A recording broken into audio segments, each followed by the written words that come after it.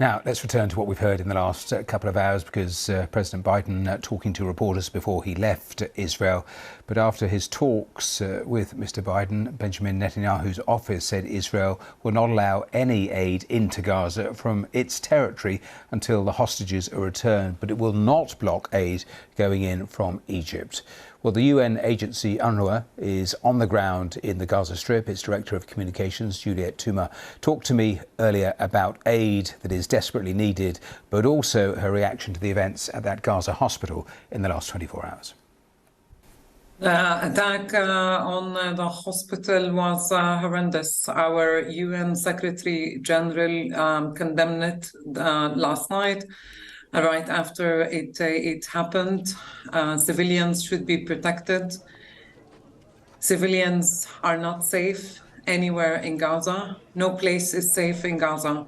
A few hours before that, one of our schools, an UNRWA school, in fact, that is sheltering displaced family, was also hit during Israeli airstrikes and bombardment. The loss of life continues. The loss of civilian lives continue. And that has got to stop.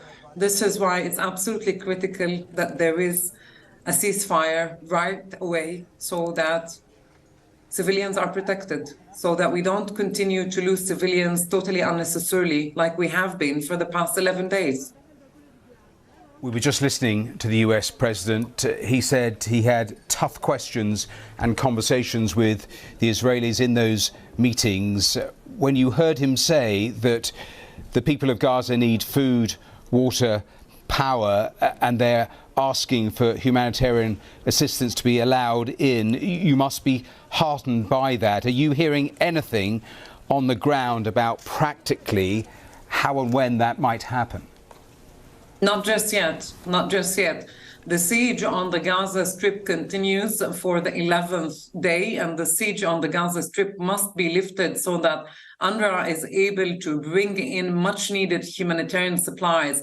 Not just UNRWA, all other humanitarian agencies who work in Gaza. We would like to ask for the siege to be lifted. We're urging for the siege to be lifted so that we can bring in much needed supplies, including fuel, so that water runs back into Gaza. 2 million people do not have water in Gaza, and they're resorting to unsafe drinking water.